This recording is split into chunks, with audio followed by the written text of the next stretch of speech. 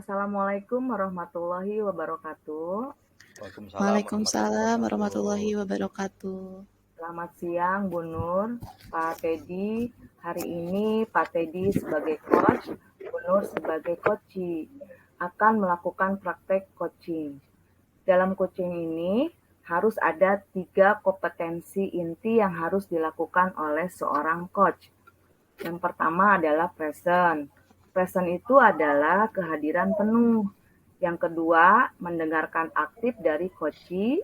Yang ketiga adalah melakukan pertanyaan yang berbobot. Ingat juga aliran tirta yang dilakukan melalui tujuan, identifikasi, rencana aksi, dan tanggung jawab. Jadi aluran tirta ini jangan sampai tidak dilakukan Bapak Ibu sama sekali ketika melakukan teknik coaching. Seperti itu ya Bapak Ibu, selamat melakukan coaching. Permasalahannya, Bu Nur Akidah sebagai seorang guru PAI di sekolah mempunyai masalah terkait beberapa murid di kelas yang beliau ajar. Murid-murid kurang memperhatikan pelajaran. Hal ini terlihat dari beberapa anak yang hanya asik berlari dan bercanda sampai bertengkar dengan temannya. Kemudian, pengumpulan tugas pun tidak dikerjakan. Bu Nur Akidah ingin berdiskusi dengan mencari solusi terbaik untuk masalahnya. Silahkan. Selamat siang Bu Nur Akidah. Apa kabar? Selamat siang Pak Teddy. Sehat Pak. Pak Teddy gimana kabarnya? Alhamdulillah sehat. Senang bisa bertemu dengan Bu Akidah. Iya, saya juga Pak. Pak Teddy, boleh gak saya meminta waktunya? Saya mau bercerita tentang apa yang saya rasakan akhir-akhir ini di kelas Pak. Oh, boleh sekali. Apa yang kira-kira yang mau Ibu bicarakan ya?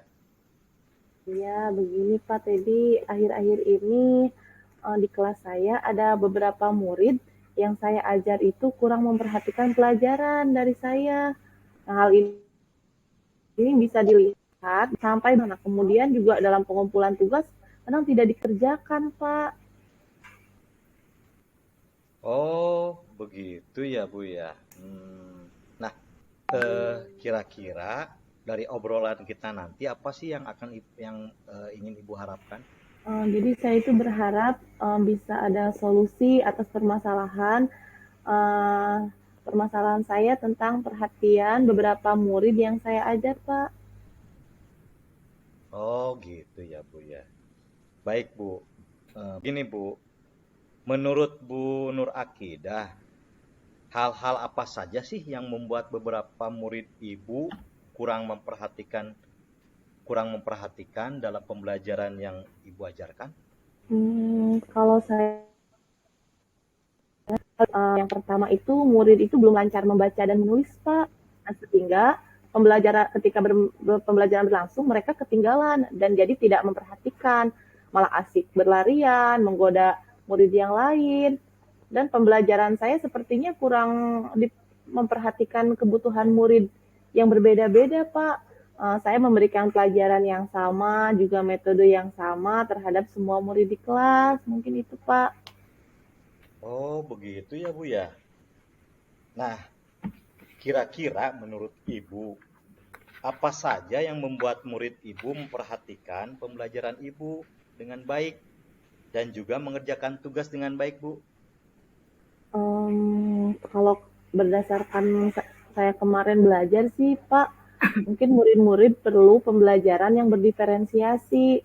Saya perlu memetakan kemampuan, gaya belajar murid yang berbeda-beda, dan juga memberikan pelajaran sesuai dengan tingkat kebutuhan murid dan sesuai dengan gaya belajarnya, serta memberi tugas yang berbeda sesuai kemampuannya. Jadi tidak semua murid disamaratakan. Nah, kemarin itu saya memberikan tugas saya samakan gitu pas di kelas itu. Wah, pembelajaran berdiferensiasi ya Bu ya. Wah, saya sependapat dengan Ibu kalau begitu. Terus, Menurut pendapat Ibu, apa saja yang bisa membuat beberapa siswa memperhatikan pembelajaran Ibu?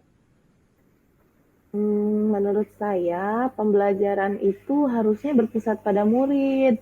Jadi guru juga harus memetakan tingkat kemampuan, gaya belajar, tugas yang berbeda. Nah, saya juga mungkin harus memberikan pelajaran sesuai dengan kebutuhan murid-murid saya yang berbeda, Pak.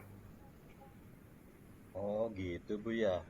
Lalu mengenai tugas itu ya yang diberikan Ibu kepada murid-murid Ibu, apa penyebabnya ya sehingga mereka kurang antusias dalam mengumpulkan tugas Bu ya? Kemungkinan karena tugas yang saya berikan sama rata terhadap semua murid, Pak. Nah, jadi sehingga beberapa murid yang belum bisa menulis, yang belum bisa baca itu ya kesulitan gitu, Pak, tidak mau mengerjakan gitu karena kan masih kelas bawah. Jadi kadang ada satu dua murid itu yang belum lancar gitu, Pak, menulis dan membacanya. Oh gitu Bu ya. Tadi Ibu berbicara tentang pembelajaran berdiferensiasi.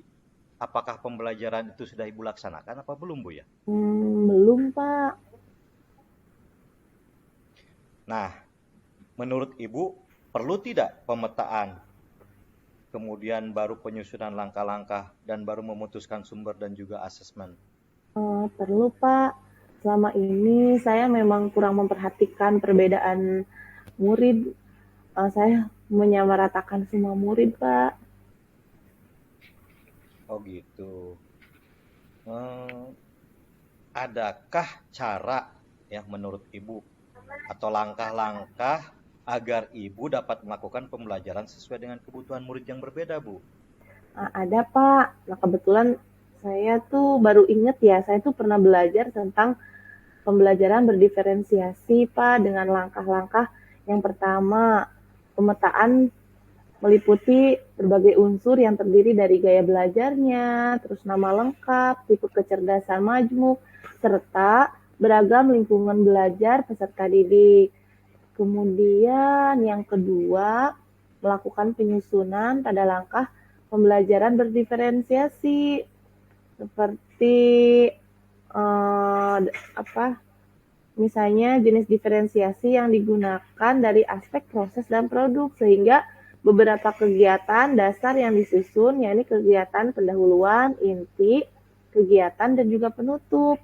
Nah, langkah yang ketiga yaitu memutuskan sumber belajar terpercaya dan menyusun asesmen. Begitu, Pak. Kalau saya Oh, diingat-ingat. iya, bagus sekali Bu ya.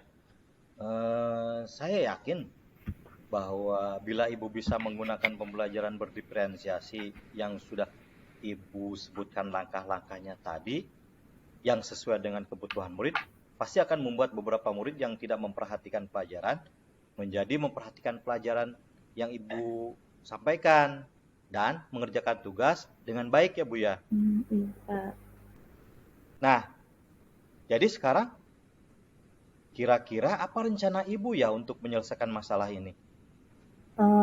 Rencana saya ke depan, saya akan menyusun rencana dan tindakan pembelajaran berdiferensiasi ke depannya, Pak. Dengan langkah-langkah tadi, ya 3 langkah. Yang pertama, pemetaan meliputi berbagai unsur, gaya belajar, nama lengkap, tipe kecerdasan majmuk, serta beragam lingkungan belajar peserta didik. Yang kedua, saya akan menyusun langkah pembelajaran berdiferensiasi. Kemudian saya akan memutuskan sumber belajar dan juga penyusunan asesmen yang sesuai, Pak. Oh, bagus sekali rencana Ibu ya. Mudah-mudahan berhasil Bu ya.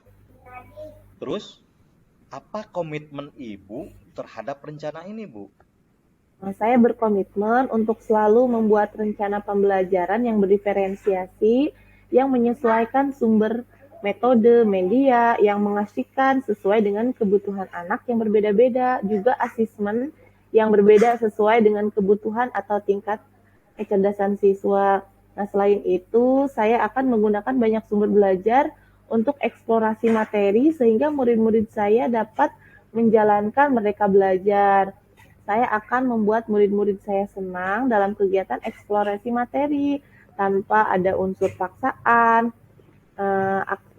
Akan saya serahkan pemilihan sumber belajar pada murid-murid saya, Pak. Jadi sesuai dengan minat bakat mereka. Wah, kedengarannya bagus sekali tuh Bu. Mudah-mudahan Ibu bisa melaksanakannya dengan baik ya Bu ya. Lancar sesuai dengan harapan Ibu dan juga murid-murid ya Bu ya. Ya, terima kasih Pak Teddy atas waktunya untuk sharing.